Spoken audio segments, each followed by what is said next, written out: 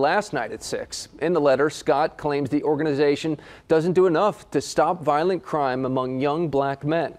Tonight, NBC2's Jim Muwakkil went to the president of the local NAACP chapter, who says the sheriff needs to get his facts straight. Jim? Well, Sheriff Mike Scott's letter reads in part, there's a noticeable lack of involvement and attention by the NAACP in black-on-black crime.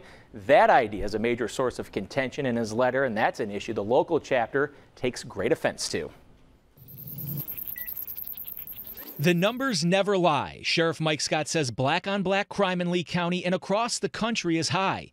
His letter to the local NAACP suggests not enough is done by the organization to combat the problem. What is the true epidemic? What is the true problem? Is the true problem in this country white people killing black people?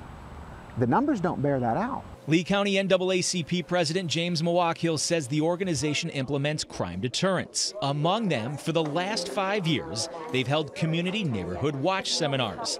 He says they also partner with employers to find jobs for black youths. An opportunity to get a trade, an opportunity to make money to feed himself and his family keeps him out of crime. Muwakkil says they also partner with the city of Fort Myers, visiting high crime areas to talk with at-risk youths. He says he wished Sheriff Scott would have talked to him before sending the letter. This letter here should have been full of ideals and steps on how to continue to fight black-on-black crime. Muwakkil says it's a responsibility of the sheriff's office to help fight black-on-black crime, but says instead he used the letter for his personal agenda. The sheriff department is not Mike Scott's department.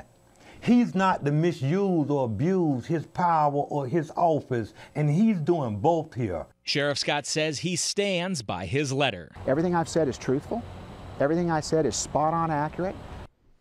Now, the NAACP says they frequently go into local schools to encourage students to stay on a path of education, which they say is another deterrent of crime. As for being voted out of office, which the NAACP has called for, consider this. In Scott's last election in 2012, he won with 66% of the vote. Live in the studio, Jim Muwakkil, NBC2. Peter?